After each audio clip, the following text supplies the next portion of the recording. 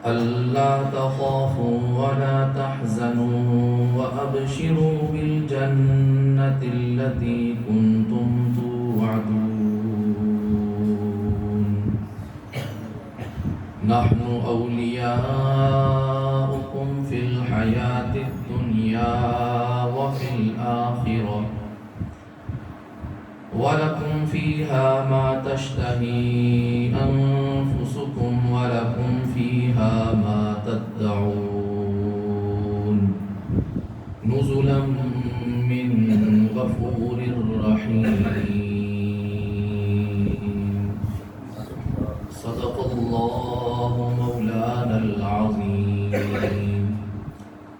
إن الله وملائكته يصلون على النبي يا أيها الذين آمنوا صلوا عليه وسلموا تسليما اللهم صل على سيدنا ونبينا ومولانا محمد وعلى آل سيدنا ونبينا ومولانا محمد وبارك وسلم صل علیہ محبت کے ساتھ مل کر پڑھیے الصلاۃ والسلام علیک یا سیدی یا رسول اللہ الصلاۃ والسلام علیک یا سیدی یا حبیب اللہ الصلاۃ والسلام علیک یا جد الحسن والحسین الصلاۃ والسلام علیک یا مولانا ومولا الثقلین۔ حمد و صلات کے بعد برادران دین و ملت، معزز حاضرین، اللہ رب العالمین کی بارگاہ میں انتہائی ادب کے ساتھ التجا ہے کہ اللہ تعالیٰ ہم سب کی اس حاضری کو اپنی بارگاہ میں قبول فرما لے۔ اللہ تعالیٰ ہم سب کے چھوٹے بڑے ظاہراً باطناً سب گناہوں کی معافی عطا فرمائے، اور اللہ رب العالمین ہم سب کو قرآن کریم فرقان حمید کا نور، اس کا شعور اور اس کا فہم عطا فرمائے۔ محترم حاضرین، میں آج آپ کے سامنے حضرت والا علامہ مولانا محمد مشتاق صاحب کی دعوت پر حاضر ہوں، اور اس پروگرام میں اور اس محفل پاک میں شریک ہو کر اپنے لیے سعادت تصور کرتا ہوں کہ جو لمحے اللہ نے ہمیں عطا فرمائے وہ چند لمحے قرآن کریم فرقان حمید کی صحبت میں گزریں گے، اور یہی وہ لمحے ہوں گے جو ہماری زندگی کا قیمتی سرمایہ ہیں، اس لیے کہ وہ لمحے جو رب کے قرآن کے سائے میں گزر جائیں اس جیسا عظیم لمحہ کوئی بھی نہیں ہوتا۔ خوش نصیب ہوتے ہیں وہ لوگ جو قرآن سنتے ہیں، قرآن سمجھتے ہیں اور قرآن کی تعلیمات کو آگے پھیلاتے ہیں۔ ادارہ تعلیمات اسلامیہ راولپنڈی جو ہماری معہد علمی ہے، جہاں سے ہم نے درس و تدریس کا سلسلہ شروع کیا، تعلیم اور تعلم کا سلسلہ شروع کیا، اسی کا ایک سلسلہ ادارہ تعلیمات اسلامیہ لاہور میں بھی ہے، جس کے محتمم محترم جناب صاحبزادہ ذیشان احمد حسان صاحب تشریف فرما ہیں، پیکو روڈ مرغزار کالونی میں، جہاں پر یہ ادارہ ہے۔ یہ بھی ادارہ اللہ تعالیٰ کے دین کی خدمت کر رہا ہے اور اسی ادارے کی ایک شاخ ہے۔ ہماری اس محفل پاک میں بڑی اہم اور معزز شخصیت، میری مراد ہے مفکر اسلام، مفسر قرآن علامہ پیر سید ریاض حسین شاہ صاحب، جو کہ ہمارے ملک پاکستان کے ایک بہت بڑے نامور عالم دین، اللہ والی شخصیت ہیں، روحانی شخصیت ہیں، تصوف میں اللہ نے ان کو بڑا مقام عطا فرمایا ہے۔ ان کے خلیفہ اعظم محترم جناب علامہ پروفیسر بہاؤالدین اشرفی صاحب تشریف فرما ہیں۔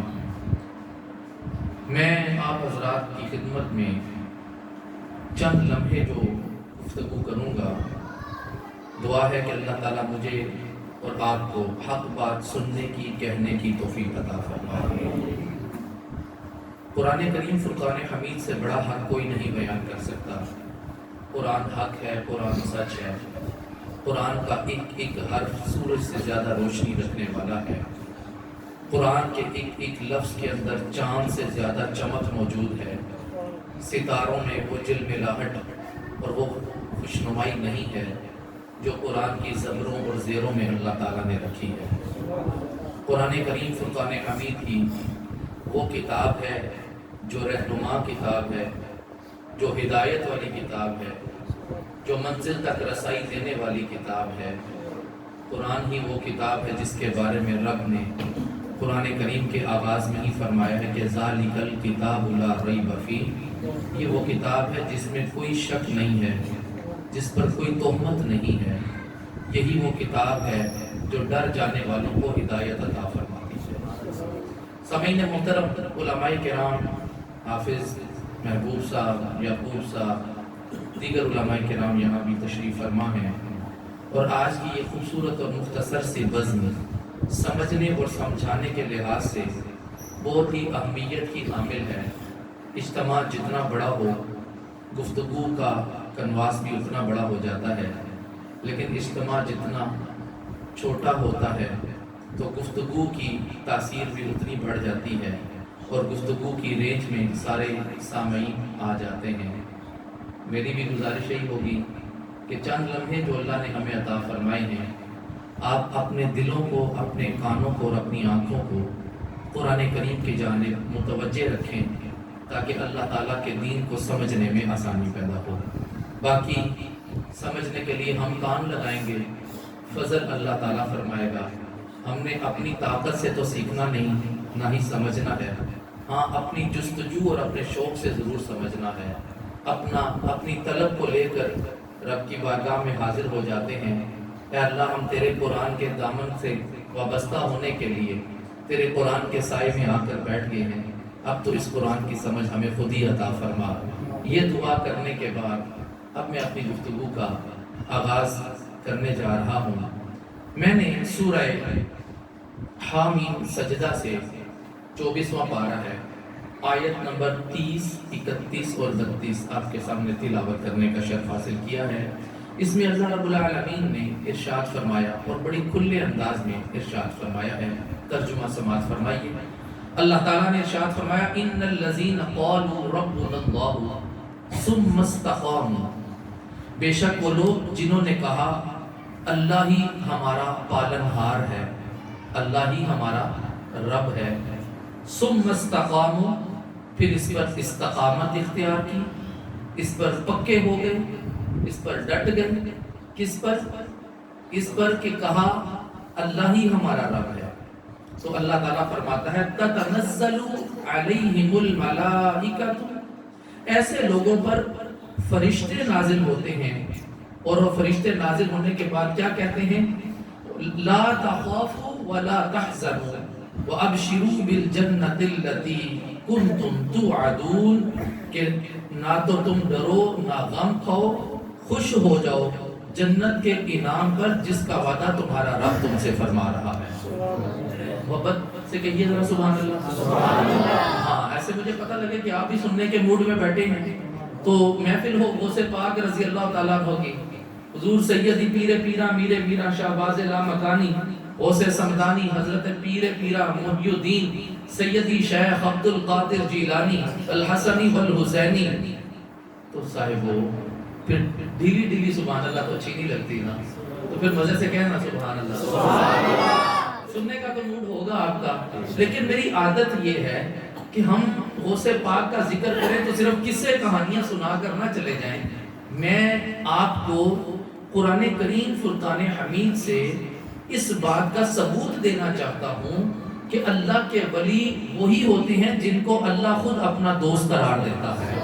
اللہ نے قرآن کریم میں اپنے ولیوں کی جو شان بیان کی ہے، میں چاہتا ہوں آپ قرآن کی زبان میں سمجھیں، اور کبھی آپ کو کوئی سوال کرنے والا آ جائے کہ کیوں تم پیروں فقیروں کے پیچھے چلتے ہو، تو تمہارے پاس جواب ہونا چاہیے ہمیں قرآن نے یہ راستہ دیا ہے۔ تو صاحبو اب ہم چلتے ہیں اللہ تعالیٰ کی جانب۔ بڑی خوبصورت بات یہاں پر فرما دی کہ ان الذین قالوا ربنا اللہ، کہ بے شک وہ لوگ جنہوں نے کہہ دیا اللہ ہمارا رب ہے، اللہ ہمارا پالن ہار ہے، اور پھر اس پر پکے ہو گئے، ثم استقاموا، استقامت اختیار کی، پکے ہو گئے. یہ بات بڑی مزیدار ہے کہ کوئی کہہ دے اللہ میرا رب ہے، پھر اس کے اوپر پکا ہو جائے. پھر پکا ہو جانے کے بعد اللہ تعالیٰ کیا فرماتا ہے؟ تتنزل علیہم الملائکۃ، تتنزل، نزل ینزل، اس کا مطلب کیا ہے؟ نازل ہونا، اتارنا. جیسے اللہ تعالیٰ نے قرآن نازل فرمایا، قرآن اتارا حضور علیہ السلام کے سینہ پر، تو اللہ تعالیٰ فرما رہا ہے تتنزل علیہم الملائکۃ، کہ اللہ تعالیٰ ایسے بندے پر اپنے فرشتے نازل فرما دیتا ہے. ارے فرشتوں کا نازل ہونا بندے کے اوپر یہ کوئی چھوٹی بات نہیں ہے. وہ فرشتے آ کر کہتے کیا ہیں؟ وہ یہ کہتے ہیں کہ اللہ تخافوا ولا تحزنوا.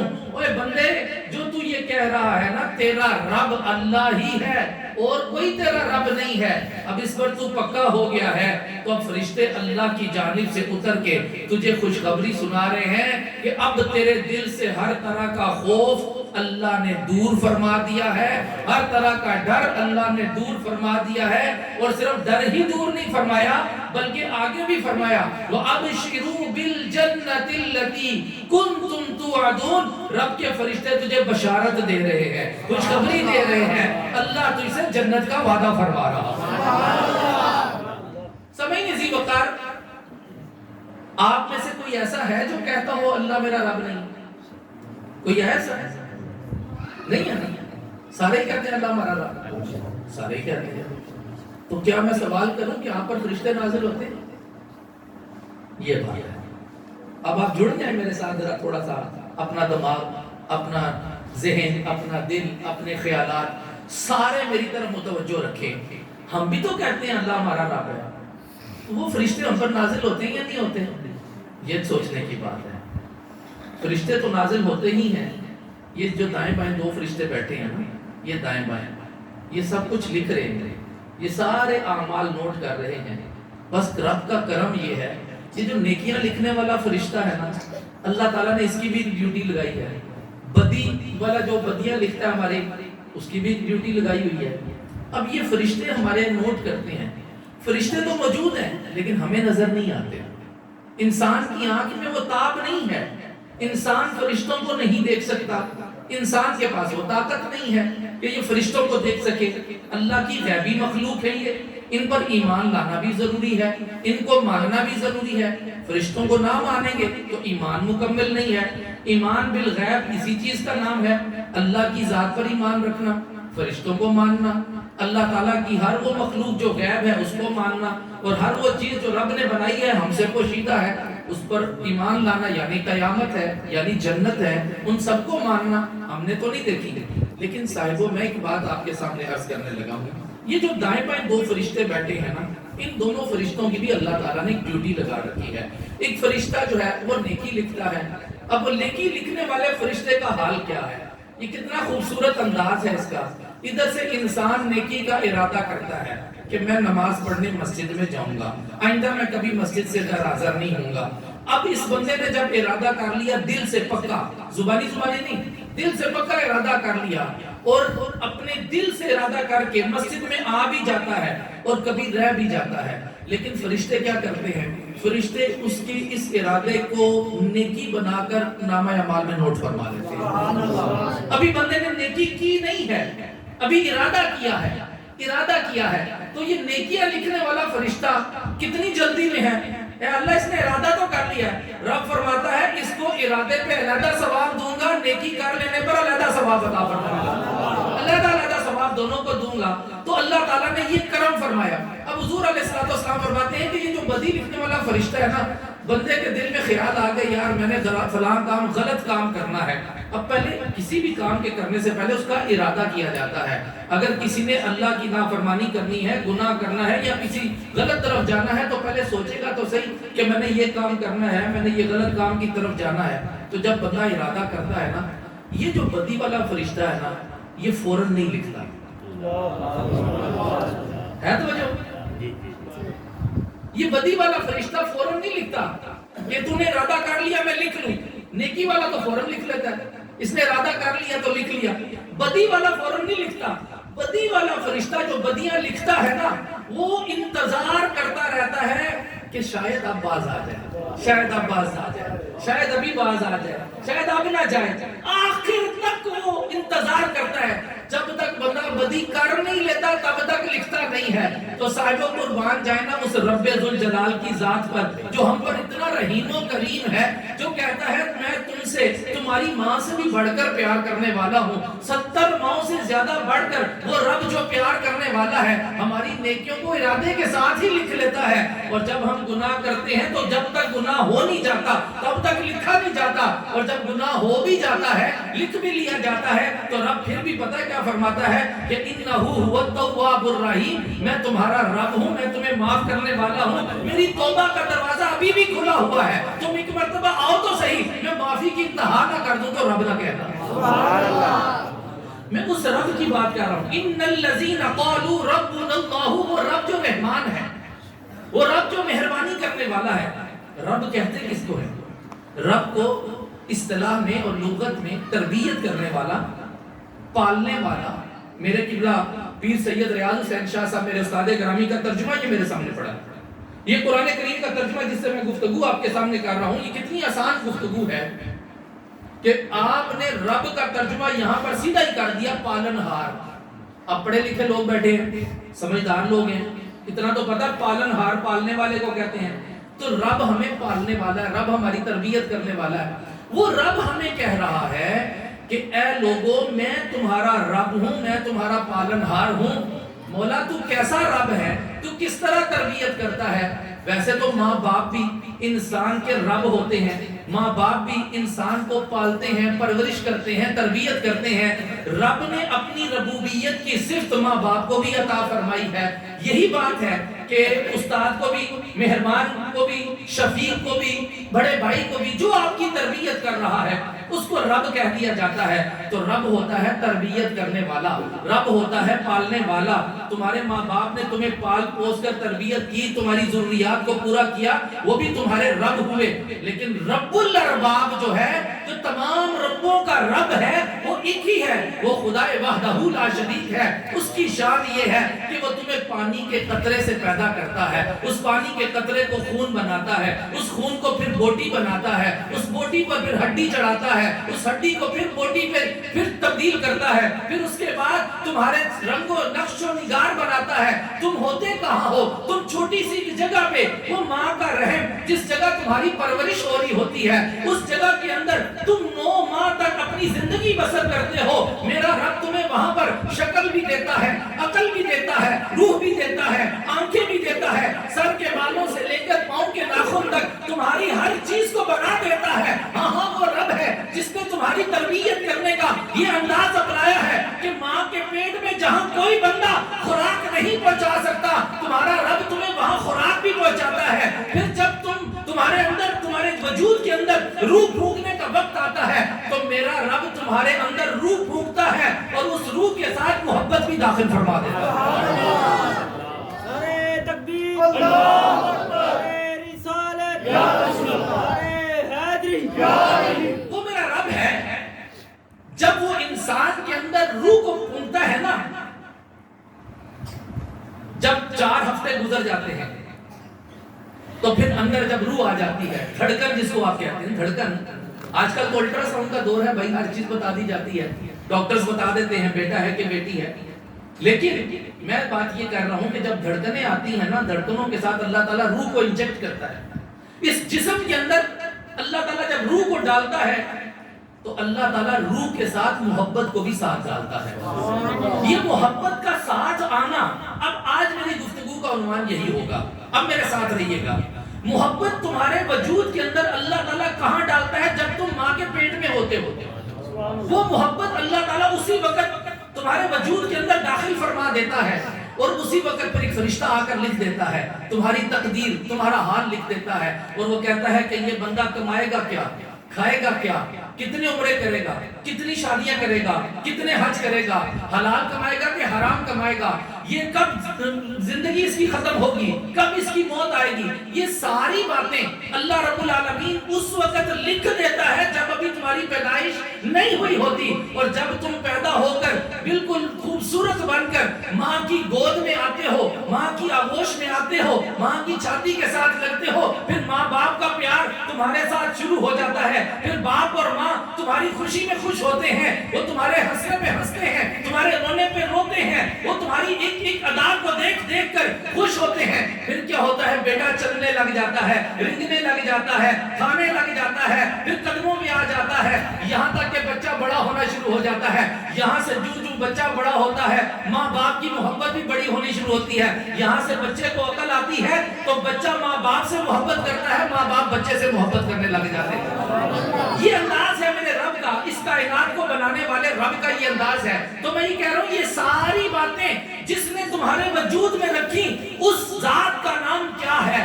اسی ذات کا نام رب ہے۔ وہ رب ہے جو ہمیں پالتا ہے، جو ہماری ضروریات کا خیال رکھتا ہے۔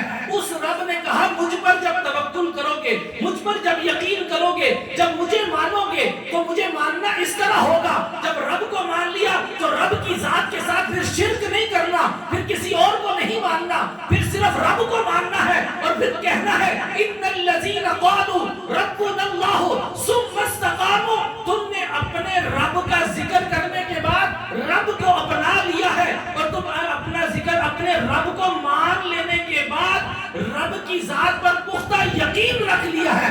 ادھر سے تم نے رب کی ذات پر یقین کیا، ادھر سے رب تمہارے ساتھ یہ مدد کرتا ہے کہ رب اپنے فرشتے تمہاری مدد کے لیے نازل فرما دیتا ہے۔ نعرہ تکبیر، نعرہ رسالت، نعرہ حیدری، بھائی میں نے آپ سے ایک سوال کیا تھا کہ کیا آپ پر بھی محسوس ہوتا ہے فرشتے نازل ہوتے ہیں؟ آج میری آیت، میں قرآن پڑھ رہا ہوں، میرے سامنے ہے قرآن، میں نے آیت پڑھی ہے، میں نے کوئی بات اپنی طرف سے نہیں کی، لیکن بات یہ ہے کہ قرآن کی آیت پڑھنا اور ہے، قرآن کی آیت کو پڑھ کے اس پر یقین کرنا اور بات ہے۔ وہ کہتے ہیں نا پیر کامل کی یقین کامل، سنا ہوا نا یہ؟ بھائی جب تک آپ کے اندر یقین پیدا نہیں ہوگا آپ کسی چیز کا فائدہ نہیں اٹھا سکتے۔ آپ کو اپنے علم پر یقین نہیں ہے، آپ کا علم آپ کو کوئی فائدہ نہیں دے گا۔ آپ کو اپنی ذات پر یقین نہیں ہے، آپ کی ذات آپ کے لیے بے فائدہ ہو جائے گی۔ آپ کے اندر کانفیڈنس نہیں ہے، آپ کے اندر اپنے عمل پر یقین نہیں ہے، آپ کچھ بھی نہیں ہے۔ تو صاحبوں قرآن بھی اسی طرح آپ کو تبھی کچھ دے گا جب قرآن کی ایک ایک آیت پڑھو گے تو اس کے اوپر یقین پیدا کرو گے۔ اولیاء کاملین کی زندگی کیا ہے؟ اولیاء کاملین کی زندگی یہی ہے کہ انہوں نے قرآن کو پڑھا ہے، پھر قرآن کو اپنی وجود کا اوڑھنا بچھونا بنا لیا ہے، اپنی زندگی کا عمل بنا لیا ہے۔ جنہوں نے قرآن کو عملی طور پر اختیار کیا ہے تو صاحبو اللہ نے ان کو علم بھی عطا فرمایا ہے، عمل کی دولت بھی عطا فرمائی ہے۔ جنہوں نے قرآن کو عملی طور پر اختیار کیا ہے تو قرآن ان کو زمین سے اٹھاتا ہے، عرش آشنا کر دیتا ہے۔ قرآن خود نہیں کہتا افلا یتدبرون القرآن، کیا تم قرآن پر غور نہیں کرتے؟ کیوں نہیں تم تفکر کرتے؟ تم تدبر کیوں نہیں کرتے؟ اللہ تعالیٰ نے اتنی کائنات بنائی ہے، یہ سورج روز اٹھتا ہے، روز غروب ہوتا ہے، یہ چاند روز اپنی چمک جو ہے زمین پر نچھاور کرتا ہے، یہ ستارے جھلملاتے ہیں، یہ آسمان کی بلندیاں ہیں، یہ سمندروں کی بہنائی ہے، یہ دریاؤں کی روانی ہے، یہ پہاڑوں کا اونچا ہونا ہے، یہ فصلوں کا لہلہانا ہے، یہ چڑیوں کی چہچہاہٹ ہے، یہ کیا ہے؟ یہ سب میرے رب کی کائنات کی تو حسن ہے، رنگینی ہے۔ کبھی غور تو کرو، ارے انسان تو روز ایسے ہی گزر جاتا ہے، تو روز صبح ہوتی ہے، شام ہوتی ہے، زندگی یوں ہی تمام ہوتی ہے، روز تجھے ایک ہی فکر ہے میں نے روٹی کیسے کمانی ہے، میں نے روزی کیسے کمانی ہے، میں نے بچوں کا پیٹ کیسے پالنا ہے۔ ارے 24 گھنٹوں میں سے کبھی گھنٹہ اپنے لیے بھی نکال اور سوچ تو صحیح، تیرے رب نے جو تجھے پیدا کیا ہے، یہ پوری کائنات تیرے لیے جو بنائی ہے، اس کائنات میں ڈوب تو صحیح، تفکر تو کر، پھر تجھے جواب ملے گا۔ یہ کائنات اتنی خوبصورت ہے تو اس کا بنانے والا خود کتنا خوبصورت ہوا، وہ تو رب ہے۔ ان اللہ جمیل و یحب الجمال، میرا رب تو خود خوبصورت ہے، وہ خوبصورتی کو پسند فرماتا ہے، وہ جمال کو پسند کرتا ہے، وہ حسن کو پسند کرتا ہے، یہ میرا رب ہے۔ بھائی میرے رب نے کائنات کی کوئی چیز ایسی تو بنائی نہیں جو بے ڈھنگی ہو، بے ترتیب ہو، بے ربط ہو۔ اللہ تعالیٰ نے ہر چیز کا ایک نظام بنایا ہے۔ چاند آتا ہے تو سورج چلا جاتا ہے، سورج جاتا ہے تو چاند آتا ہے، اندھیرا جاتا ہے تو روشنی آتی ہے، روشنی جاتی ہے تو اندھیرا آتا ہے۔ یہ 24 گھنٹے کا نظام ہے۔ اللہ تعالیٰ فرماتا ہے ان فی خلق السماوات والارض واختلاف اللیل والنہار لآیات لأولی الالباب، یہ ہم نے عقل مندوں کے لیے اس میں نشانیاں رکھی ہیں کہ یہ دن اور رات کے جو اختلاف ہیں، کبھی دن ہوتا ہے کبھی رات ہوتی ہے۔ ارے عقل والوں غور تو کرو، یہ ہم نے عقل والوں کے لیے ہی تو نشانیاں رکھی ہیں۔ مولا اس سے ملے گا کیا؟ رب فرماتا ہے تم ان میں ڈوبو، ان میں تفکر کرو، ان میں تدبر کرو۔ تم دیکھو چاند کیسے آتا ہے، سورج کیسے آتا ہے، تم پھر جب اس میں غور کرو گے تو تم اس کے بنانے والے کی طرف غور کرو گے۔ جب تم اس کے بنانے والے کی طرف جاؤ گے تو تم سیدھا رب کی بارگاہ میں پہنچ جاؤ گے۔ صاحبو اگر میں یہاں پر آپ کے سامنے گفتگو کر رہا ہوں تو میرے سامنے یہ مائک ہے، میں دیکھتا ہوں کہ یہ مائک بڑا خوبصورت ہے، اب میں مائک پر گفتگو کر رہا ہوں تو لازمی طور پر میری توجہ اور میرا خیال تو جائے گا کہ یہ مائک بڑی خوبصورت چیز کسی نے بنائی ہے، آواز پہنچا دیتا ہے، یہ مائک بنانے والا کون ہے؟ پھر میں مائک بنانے والے کی طرف میں سوچوں گا کہ یار یہ کیسا آدمی تھا جس نے اتنی خوبصورت چیز بنائی۔ میں پھر کرتے کرتے اس آدمی تک ضرور پہنچوں گا کہ بھائی جس نے ہماری آواز کو پہنچانے کا انتظام کیا۔ تو صاحبو اگر مائک بنانے والے تک میری توجہ جا سکتی ہے تو کائنات بنانے والے کی طرف توجہ نہیں جا سکتی۔ ہمیں سوچنا ہے بھائی، ہمیں سوچنا ہے، فکر کرنی ہے۔ اتنی خوبصورت کائنات بنانے والے نے کائنات بنا کر یوں ہی چھوڑ دی۔ اے انسان تو کہتا ہے میں اشرف المخلوقات ہوں، اگر تو ساری مخلوقات سے اپنے آپ کو اشرف جانتا ہے، اعلیٰ جانتا ہے، تو پھر تیری سوچ بھی تو اعلیٰ ہونی چاہیے، تیری فکر بھی تو اشرف ہونی چاہیے، تیرا نظام اور تیرے سارے معاملات بھی تو ایسے ہونے چاہیے جو ساری مخلوقات سے اعلیٰ اور افضل ہو۔ اللہ تعالیٰ فرماتا ہے اے لوگوں ہم نے اس کائنات کو بنا کر ادھورا نہیں چھوڑا، اس کائنات کو بنانے کے بعد، تمہیں پیدا کرنے کے بعد ہم نے تمہاری ہدایت کا سامان دیا ہے اور تمہاری ہدایت کے لیے اپنا محبوب تمہارے درمیان بھیجا۔ اللہ تعالیٰ نے اپنا محبوب بھیجا ہے، پھر اللہ تعالیٰ نے اس قرآن کو ساتھ بھیجا ہے۔ رب فرماتا ہے میں نے قرآن اور صاحب قرآن دونوں تمہیں دے دیے۔ یا ایھا الناس قد جاءکم برہان من ربکم وانزلنا الیکم نورا مبینا۔ قرآن میں اللہ تعالیٰ خود ارشاد فرماتا ہے لوگوں ہم نے تمہاری طرف بھیج دیا، نور بھی بھیج دیا، اپنا قرآن بھی بھیج دیا۔ رسول کریم علیہ السلام کی ذات کا بھی ذکر ہو گیا، قرآن کا بھی ذکر ہو گیا۔ اب ہدایت کے لیے رسول کریم علیہ السلام کی ذات بابرکات ہے۔ قیامت تک اب جس کو بھی آنا ہے ہدایت حاصل کرنی ہے، اس کو ہدایت اس طرح حاصل کرنی ہے یا قرآن کے ساتھ جڑنا ہوگا یا صاحب قرآن سے نسبت قائم کرنی ہوگی۔ اتنی بات تو سمجھ آ گئی؟ قرآن اور صاحب قرآن کی نسبت ہمیں ہدایت دے گی۔ اور قرآن میں اللہ تعالیٰ خود کہتا ہے ذالک الکتاب لا ریب فیہ ھدی للمتقین۔ تو بھئی یہ ہدایت دینے والی کتاب ہے، لیکن اسی کتاب کے اندر اللہ تعالیٰ نے یہ بھی فرمایا ہے کہ ہم تمہیں تمہارے یقین کو مضبوط کرنے کے لیے، تمہارے توکل کو مضبوط کرنے کے لیے ہم تمہیں ایک اور راستہ بھی دے رہے ہیں۔ ہم تمہارے رب ہیں، ہم تمہیں پالنے والے ہیں، ہم تمہاری مدد کرنے والے ہیں۔ تو جب ہم ہی سب کچھ کرنے والے ہیں تو ساری دنیا تو ہم سے لینے والی ہے، ساری کائنات تو ہم سے لینے والی ہے۔ حضور علیہ السلام نے بھی تو یہی فرمایا تھا نا کہ واللہ یعطی وانما انا قاسم، اللہ تعالیٰ عطا فرماتا ہے اور میں محمد تقسیم کرتا ہوں۔ یہی فرمایا نا حضور علیہ السلام نے کہ اللہ تعالیٰ، نبی کریم علیہ السلام نے کبھی یہ نہیں کہا کہ میں اپنے سے تقسیم کرتا ہوں۔ آپ نے تو کبھی نہیں کہا، آپ نے ہمیشہ فرمایا اللہ عطا فرمانے والا ہے۔ لیکن اللہ نے عطا کو چھوڑا نہیں فرمایا، یہ توجہ رکھیں، اللہ تعالیٰ نے کوئی لمٹ نہیں فرمائی۔ اللہ نے فرمایا جو ہمارا ہے وہ تمہارا ہے۔ محبوبہ جو کچھ ہماری اس کائنات میں ہے، بھائی جہاں پر رب کی رب العالمینی ہے نا وہاں تک محبوب کی رحمت للعالمین ہے۔ وما ارسلناک الا رحمت للعالمین کا تاج حضور کے سر پر پہنا کر بھیجا ہے، تو نبی کریم علیہ السلام کی رحمت وہاں پر موجود ہے جہاں جہاں رب کی رب العالمینی ہے۔ تو صاحبو بات یہاں پر تو صاف سمجھ میں آ گئی کہ جو رب کے خزانے ہیں وہی ان سب خزانوں کے مالک حضور صلی اللہ علیہ وسلم ہیں۔ آپ صلی اللہ علیہ وسلم کو اللہ تعالیٰ نے مالک و مختار بنا کر بھیجا ہے۔ تو صاحبو اب یہاں پر اس بات کو سمجھ لیجئے کہ حضور صلی اللہ علیہ وآلہ وسلم نے یہاں پر یہ بات ارشاد فرمائی ہے کہ میرا اور میرے رب کا جو وحی کا تعلق ہے، اس بات کو ذرا غور سے سنیے گا، میرا اور میرے رب کا جو وحی کا تعلق ہے، اس کا انداز جو ہے اور اس کا جو درجہ ہے وہ اس طرح سے ہے کہ جیسے آسمان سے بارش نازل ہو اور وہ آ کر زمین پر گرے۔ جب میرا رب مجھ پر وحی نازل کرتا ہے نا، اس کا انداز، یہ رب العالمین کا انداز عطا ہے، اور رسول کریم علیہ السلام کا انداز طلب ہے کہ آپ صلی اللہ علیہ وآلہ وسلم کیسے اس بات کو بیان فرما رہے ہیں۔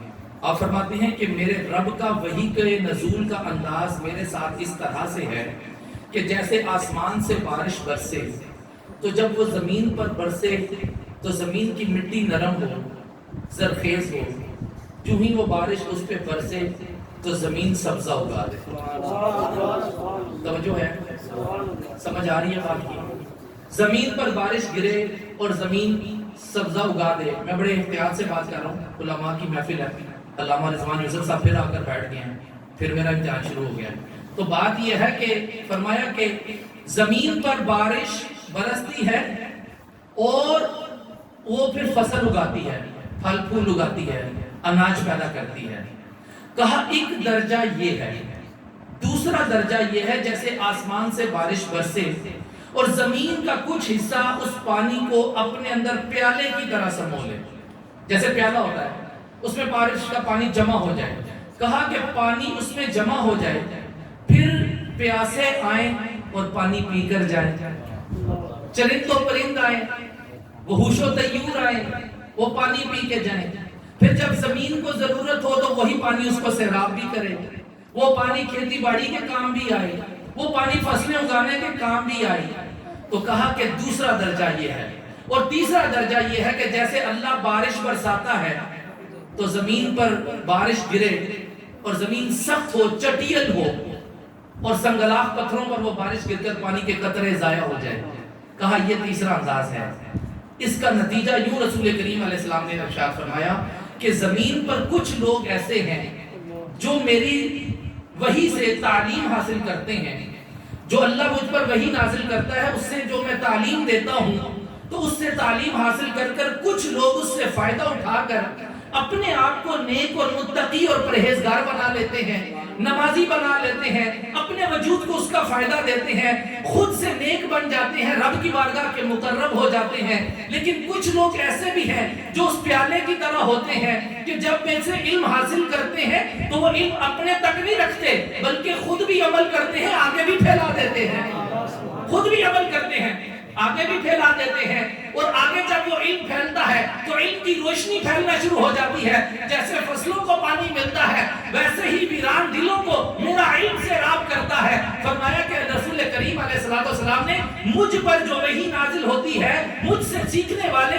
اور قرآن کی تعلیم حاصل کرنے والے اس طرح کے ہوتے ہیں۔ کچھ لوگ قرآن پڑھتے ہیں صرف اپنے لیے، اور کچھ قرآن پڑھتے ہیں اپنے لیے بھی اور دوسروں کے لیے بھی، سب کو سیراب کرتے ہیں۔ اللہ تعالیٰ علامہ مشتاق صاحب کے علم و عمل میں اور ان کے فیض میں برکتیں عطا فرمائے، علماء کرام سب کو اللہ تعالیٰ نور والی زبانیں عطا فرمائے۔ میں آپ سے جو بات کر رہا ہوں اور جس بات کی طرف میں آپ کو لے جانا چاہ رہا ہوں، صاحب عالم دین ہو تو اس کا مقام یہ ہے کہ وہ رسول کریم علیہ السلام سے سیکھتا ہے، پھر وہ ظاہری علم جو سیکھ کر آگے پھیلاتا ہے، لوگوں کو اس سے فائدہ ہوتا ہے۔ ایک صوفی وہ ہوتا ہے، ایک اللہ والا وہ ہوتا ہے جو صرف ظاہری علم نہیں لیتا بلکہ نبی کریم علیہ السلام سے روحانیت بھی لیتا ہے، علم بھی لیتا ہے، وہ سب کچھ لے کر پھر مخلوق میں بانٹتا ہے۔ وہ صرف مخلوق کی ظاہری تربیت نہیں کرتا بلکہ مخلوق کے باطن کو بھی ٹھیک کر کے رب سے آشنا کروا دیتا ہے۔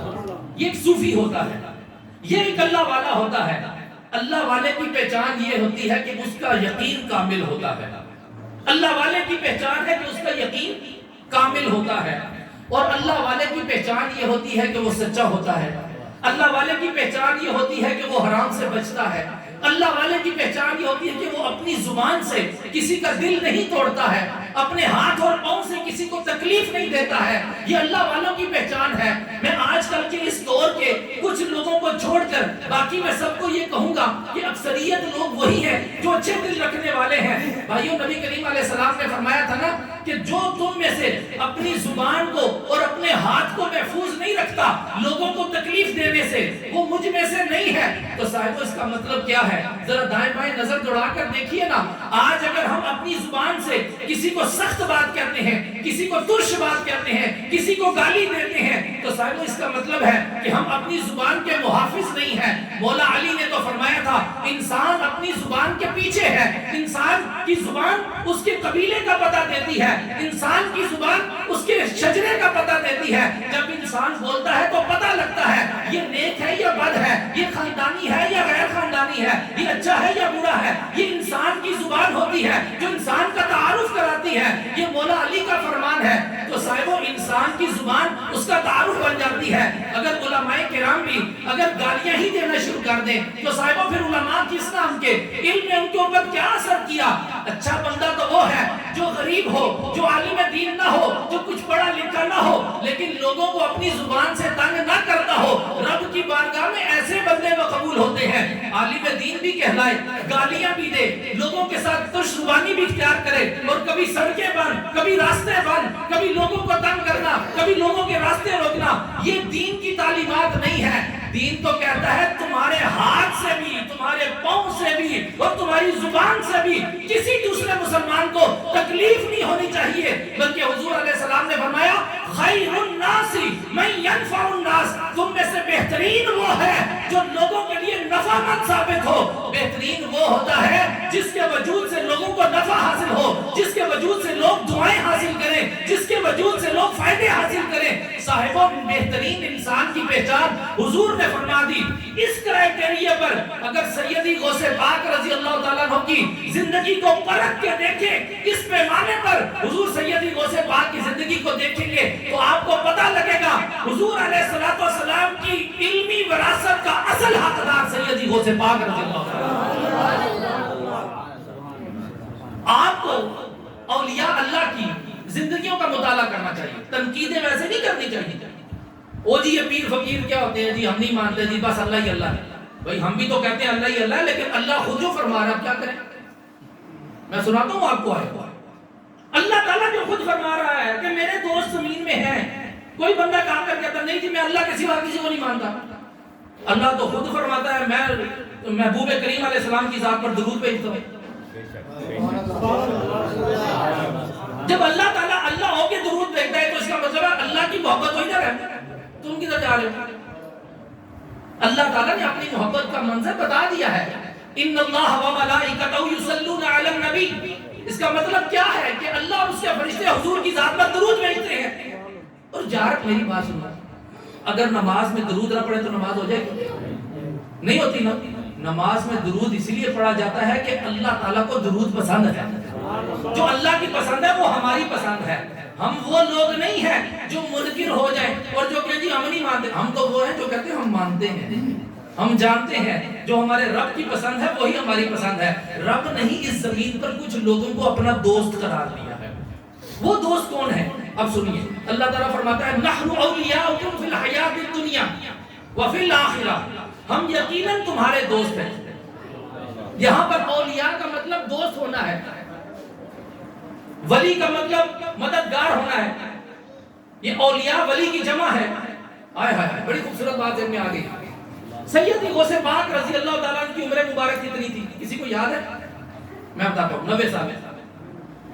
470 ہجری میں آپ پیدا ہوتے ہیں اور 560 میں آپ کا وصال ہوتا ہے. 90 سال آپ کی عمر مبارک. اللہ تعالیٰ نے قرآن کریم فرقان حمید میں، یہ تفاقر ایک بات آ گئی ہے، کوئی میری دلیل نہ سمجھ لیجئے گا. میں آپ کو ایک بات بتا رہا ہوں کہ اللہ کا اہتمام بھی کتنا خوبصورت ہے کہ رب نے لفظ ولایت یعنی لفظ ولی اولیاء قرآن میں 90 مرتبہ استعمال فرمایا. دلی دلی سبحان اللہ کہتے ہیں. بس ہے کہ آپ کو دلی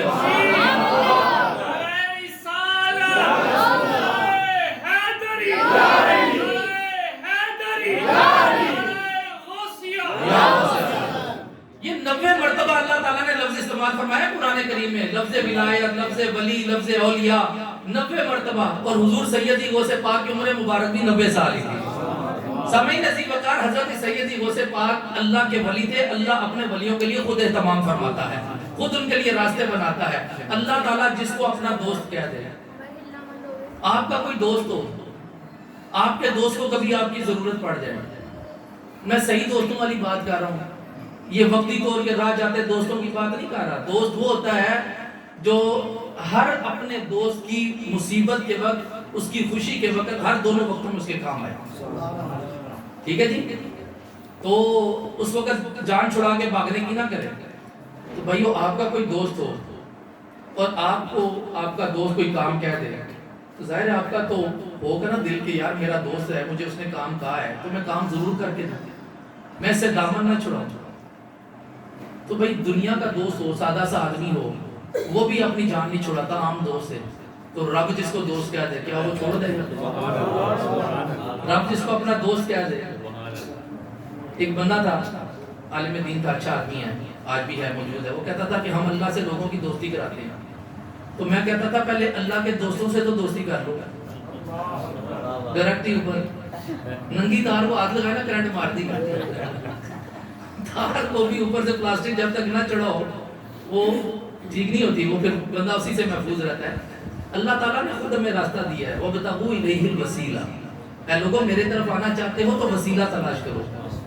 تو یہ سارے وسیلے اور دوست یہ کون ہیں؟ یہ اولیاء کرام ہیں، اللہ تعالیٰ کے ولی ہیں۔ اللہ تعالیٰ نے اپنی اس کائنات کے اندر اپنے دوستوں کے لیے مقام رکھے ہیں۔ رسول اللہ صلی اللہ علیہ وآلہ وسلم کی ذات کے بعد اہل بیت اطہار اور صحابہ کرام کی ذات آتی ہے، صحابہ کرام علیہم الرضوان کی ذات کے بعد اولیاء کرام کی ذاتیں شروع ہو جاتی ہیں۔ اولیاء کرام میں اللہ تعالیٰ نے آج تک امت کی ہدایت کے لیے وہ لوگ رکھے ہیں جو امت میں ابھی بھی موجود ہیں اور امت کی رہنمائی کر رہے ہیں۔ اگر اللہ والے لوگ اس امت میں موجود نہ ہوتے تو کائنات ختم ہو چکی ہوتی۔ یہ اس کائنات کے وجود کی دلیل ہے کہ اولیاء کرام اس کائنات میں موجود ہیں۔ کہاں موجود ہیں؟ یہ ہم نے اور آپ نے تلاش کرنا ہے، یہ ہماری اور آپ کی تلاش ہے۔ جستجو جتنی سچی ہوگی، طلب جتنی سچی ہوگی، اللہ تعالیٰ اس قدر آپ کو انعام عطا فرمائے گا۔ دیکھیں رب نے فرمایا نحن اولیاؤکم فی الحیات الدنیا وفی الآخرہ، رب کہتا ہے یقیناً ہم تمہارے دوست ہیں دنیا کی زندگی میں بھی اور آخرت میں بھی، ٹھیک ہے جی؟ آگے فرمایا وَلَكُمْ فِيهَا مَا تَشْتَهِي أَنفُسُكُمْ وَلَكُمْ فِيهَا مَا تَدَّعُونَ۔ اللہ تعالیٰ فرماتا ہے کہ ہم جنت میں تمہارے لیے وہ چیزیں رکھ دیں گے جو تمہارے نفوس چاہیں گے، جنت میں وہ رکھ دیں گے جو تمہارے نفوس چاہیں گے، اور تمہیں ہر وہ چیز ملے گی جو تم مانگو گے۔ اس کا مطلب کیا ہوا؟ میں ایک بات اور بتا دوں آپ کو، رسول اللہ صلی اللہ علیہ وآلہ وسلم نے فرمایا کہ اللہ تعالیٰ فرماتا ہے قال اللہ تعالی ان اللہ قال من عاد لی ولیا فقد آذنته بالحرب۔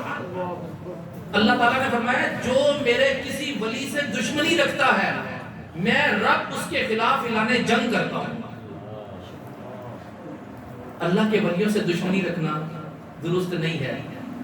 آج اگر اللہ تعالیٰ اپنے ولیوں سے محبت کرتا ہے نا، دلیل اس کی پیش کرنے لگا ہوں، آپ اپنی آنکھوں سے دیکھیں، ہمارا کوئی پیارا فوت ہو جائے، ہمارا کوئی محب فوت ہو جائے تو ہم اس کو زیادہ سے زیادہ کتنی دیر یاد رکھتے ہیں؟ بڑا ہی پیار کرنے والا ہو۔ چلے باپ اور بیٹا کتنا پیارا تعلق ہے، باپ فوت ہو جاتا ہے، بیٹا 40ویں تک تو یاد ہی رکھتا ہے، چلے اور پڑھا لیتے 1 سال تک یاد رکھے گا، صحیح، پھر آہستہ آہستہ تھوڑا سا کم ہوتے ہوتے 2 سال 4 سال 5 سال 6 سال 10 سال کے بعد کافی کمی آ جاتی ہے نا، کیونکہ مصروفیات اور بھی ہوتی ہیں، معاملات اور بھی ہوتے ہیں، بندہ مصروف ہو جاتا ہے۔ لیکن باپ اور بیٹے سے بڑھ کر کسی کی محبت ہو سکتی ہے بلکہ نہیں ہے؟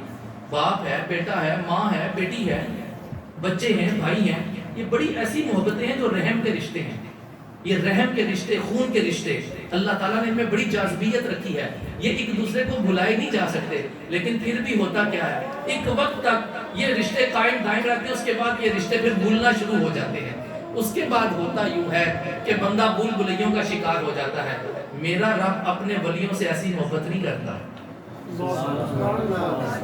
میرا رب اپنے ولیوں سے ایسی محبت نہیں کرتا۔ میرا رب جس سے محبت کرتا ہے نا وہ پھر اس طرح کرتا ہے، 1000 سال بھی گزر جائے نا تو قبر داتا پہ جا کے دیکھو، مرتدوں میں آج بھی تمہیں جان نظر آ رہی ہے۔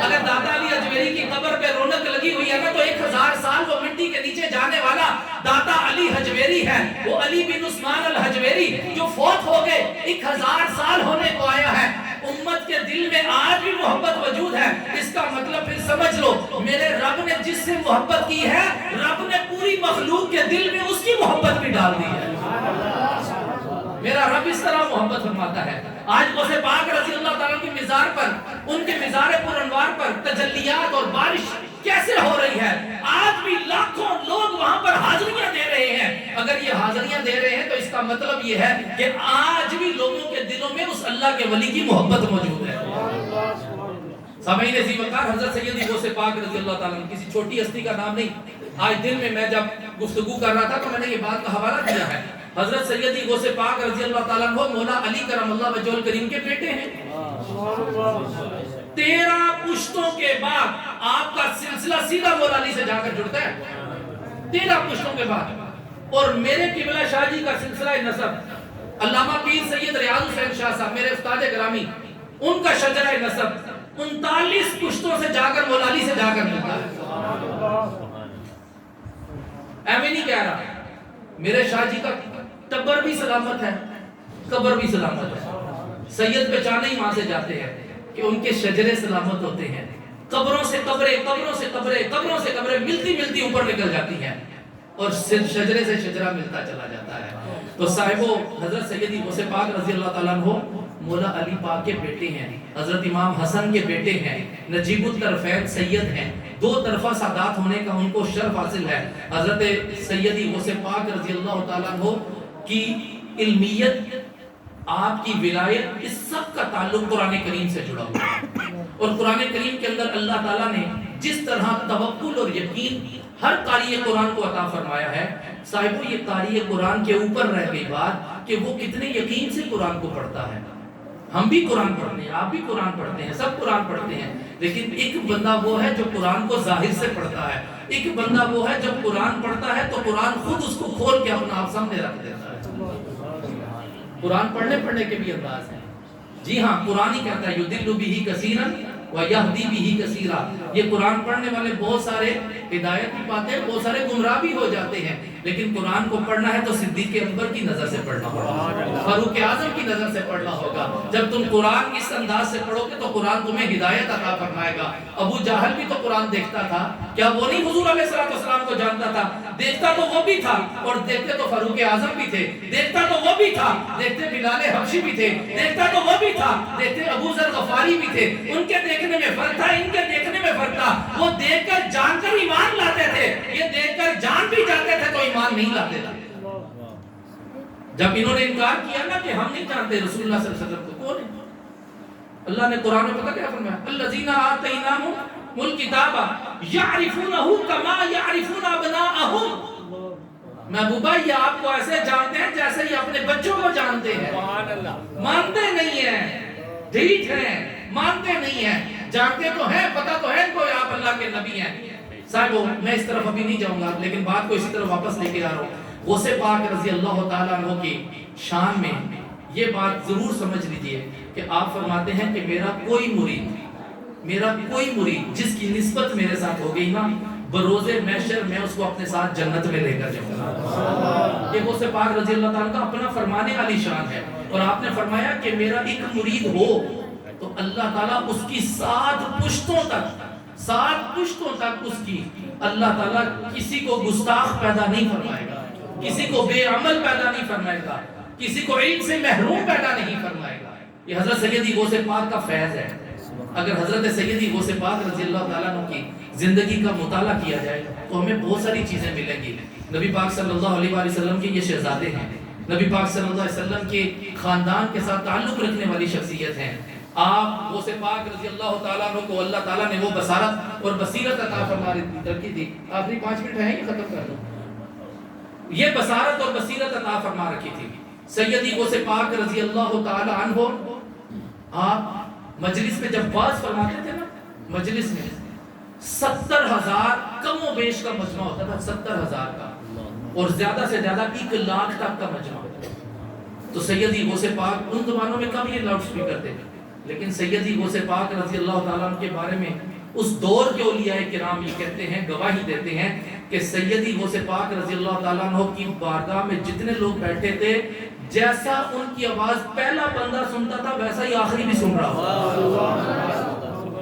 یہ اللہ تعالیٰ نے، اور صرف ان کی آواز ہی نہیں، بڑی مزے کی بات ہے، ایک مرتبہ نا ایک بڑا علم الکلام سے شغف رکھنے والا ایک بندہ تھا، بڑا علم الکلام کا ماہر تھا۔ اس نے کہا آج غوث پاک کی محفل میں جاتے سنتے ہیں یہ کہتے کیا ہے، سنتے ہیں یہ کہتے کیا ہے۔ تو آیا نا محفل میں بیٹھا آ کر، تو محفل میں بیٹھ کر نا تو غوث پاک رضی اللہ تعالیٰ اللہ کی معرفت کی باتیں کر رہے تھے، ظاہر ہے وہ اللہ کے ولی تھے، لوگوں کو اللہ کی معرفت سکھا رہے تھے، اللہ کی پہچان کرا رہے تھے۔ اس بندے نے دل میں سوچا یار اتنی دیر گزر گئی ہے، بیٹھا ہوا ہوں، کوئی علم کلام کی بات ہی نہیں کی، تو میرے تو مقصد کی محفل نہیں ہے، اٹھتے ہیں چلتے ہیں۔ وہ اٹھا جانے لگا، غوث پاک نے اتنی دور سے آواز دی، میں یہاں پر رب کی معرفت کی باتیں کر رہا ہوں، تو علم کلام لے کر آ گیا، بیٹھ جا آرام سے۔ وہ بندہ کہتا ہے اسی وقت دل کے اندر سے ہر دل دور ہو گیا اور ایسے دل کو سکون ملا۔ یہ اللہ والے ڈانٹ بھی دینا تو نعمت سمجھا کر، یہ اللہ والوں کی ڈانٹ بڑی نعمت ہوتی ہے۔ زندگی میں کوئی بندہ ایسا ہونا چاہیے، میرے شاہ صاحب فرماتے ہیں کہ زندگی میں کوئی بندہ ایسا ہونا چاہیے جو آپ کو ڈانٹنے والا ہو۔ اگر آپ کی زندگی میں کوئی آپ کو ڈانٹنے والا نہیں ہے نا تو فکر کرو، غور کرو اور سوچو، تلاش کرو، کسی ایسے بندے سے تعلق ضرور بناؤ جو آپ کو ڈانٹے، اس لیے کہ آپ کو سیدھا کرنے کے لیے آپ کو ڈانٹنے والا ہونا ضروری ہے۔ جب تک وہ آپ کی زندگی میں رہے گا نا آپ کی زندگی درست رہے گی۔ حضرت سیدی غوث پاک رضی اللہ تعالیٰ کے بارگاہ میں کچھ لوگوں نے نا آپ کی ولایت کو آزمانا چاہا کہ یہ دیکھتے ہیں یہ اللہ کے ولی، ہر زمانے میں ہوتے ہیں ایسے لوگ، داتا صاحب کے مخالف بھی کتنے نکل، ہم نہیں مانتے آپ کو اللہ کا ولی۔ کئی مولوی ایسے تھے جنہوں نے داتا صاحب کی کشف المحجوب کے مقابلے میں اپنی کتابیں لکھ دی، بلکہ کئی لوگوں نے داتا صاحب کی کتابوں پر اپنے نام لکھی، کتابیں چوری کر لی، لیکن اثر تو پیدا نہیں ہوا۔ کیوں؟ اس لیے کہ اثر تو تب ہوتا ہے جب پیچھے سے تار جڑی ہوتی ہے، بلب تو تب روشن ہوتا ہے جب پیچھے تار لگتی ہے۔ تو غوث پاک رضی اللہ تعالیٰ کے ساتھ بھی ایسا ہی ہوا صاحبوں، وہ لوگوں نے کہا جی بندہ فوت ہو گیا، جنازہ پڑھا، وہ میت اٹھا کر لے آئے کہ بندہ فوت ہو گیا، اس کا توجہ ہے، سن رہے؟ اچھا وہ نا تو جنازہ اٹھا کر لائے، چارپائی پہ بندے کو ڈالا اور بندے کے اوپر چادر پہ، بندہ زندہ ہی تھا، مرا ہوا نہیں تھا، اس کو لے کر آگے جی حضرت جنازہ پڑھانا ہے۔ غوث پاک رضی اللہ تعالیٰ نے کہا جی پڑھا دیتے ہیں آگے، تو ٹھیک ہے بسم اللہ، رکھا جنازہ، تکبیریں 4 پڑھ دی، جنازہ ہو گیا۔ بعد میں کہنے لگے دیکھیں جی آپ اللہ کے ولی بندے پھرتے ہیں، ہم نے یہی تو آزمانا تھا، آپ کون سی ولایت کے دعوے کرتے ہیں، آپ کو یہ تو پتہ نہیں، زندہ بندے کا جنازہ پڑھا دیا۔ غوث پاک نے کہا زندہ ہے تو لے جاؤ، یار محبت سے کہہ رہا ہے، نہیں سمجھ گئے؟ غوث پاک نے کہا زندہ ہے تو لے جاؤ، وہ پلہ اٹھا کے دیکھا تو انا للہ۔ اللہ تعالیٰ اپنے ولیوں کی ایسے مدد کرتا ہے، اللہ تعالیٰ اپنے دوستوں کو کسی جگہ ذلیل نہیں ہونے دیتا، خراب نہیں ہونے دیتا۔ پڑھیے غوث پاک رضی اللہ تعالیٰ کی کتابوں کو پڑھیے، آپ کو بہت کچھ نظر آئے گا۔ یہ کرامتیں، یہ بہت ساری کرامتیں ہیں، لیکن میں اپنی گفتگو کو یہاں ختم کر رہا ہوں۔ دوستو یہ کرامتیں بہت ہیں، لیکن کرامتیں ولی کا مقام نہیں ہے، ولی کا مقام اس کی استقامت ہوتی ہے۔ دیکھنا یہ ہوتا ہے کہ یہ شریعت پر کتنا کاربند ہے، یہ کتنا رسول کریم علیہ السلام کی سنت کا کاربند ہے، یہ دیکھنا پڑے گا کہ اس کی وجود پر شریعت کا کتنا وجود جو ہے اس کا نافذ العمل ہے۔ یہ ساری چیزیں دیکھنے والی ہیں کہ اللہ کی کتنی وہ پیروی کرتا ہے، رب کے احکامات کی کتنی وہ پیروی کرتا ہے۔ اصل چیز یہ دیکھنے والی ہوتی ہے، حالات کے ساتھ جو بدل جائے وہ اللہ کا ولی نہیں ہوتا، جو حالات کو بدل کے اپنے تابع کر لیتا ہے اصل میں اللہ کا ولی وہ ہوتا ہے۔ ہمیں نزی وقار میں اپنی گفتگو کو بس یہاں پر ختم کروں گا اور دعا کروں گا اللہ تعالیٰ ہمیں سیدی غوث پاک رضی اللہ تعالیٰ کا فیض عطا فرمائے، ان کی برکات عطا فرمائے، اور ان کی میرا ایک تجربہ ہے، ذاتی تجربہ ہے، حضرت سیدی غوث پاک رضی اللہ تعالیٰ کی طرف جب بھی کبھی آپ نے توجہ کیا نا، سچے دل سے توجہ کیا اور آپ نے رجحان اپنا میلان اور توجہ میں آپ نے آنکھیں بند کر کے ان کی طرف اپنی توجہ کو اور خیالات کو موڑا ہے اور پھر ان کے ساتھ استغاثہ کریں، بات کریں کہ غوث پاک مہربانی کریں، آپ اللہ کے ولی ہیں، اللہ تعالیٰ کی بارگاہ سے میرے یہ معاملات کروا دیں، یقین جانیں اللہ تعالیٰ ان معاملات کو حل فرما دیتا ہے۔ میرا کیونکہ یہ تجربہ ہے، میرا تجربہ مجھے اللہ تعالیٰ نے یہ کروایا ہے، اس لیے میں نے اپنے تجربے کی بات کی ہے۔ بندہ صحیح وہی ہوتا ہے جو بات چھپائے نہ اور بتا دے۔ میں نے آپ کو بتا دیا، میں نے چھپائی نہیں ہے۔ یہ اللہ کے ولیوں کے ساتھ تعلق رکھنا، اللہ تعالیٰ کی بارگاہ سے قریب ہونے کا بہت بہترین طریقہ ہے۔ اللہ تعالیٰ کی بارگاہ میں دعا ہے اللہ تعالیٰ میرا اور آپ کا حامی و ناصر ہو۔ وآخر دعوانا الحمدللہ۔ کھڑے ہو جائیں ایک شیخ عبدالسلام اور اس کے بعد انشاءاللہ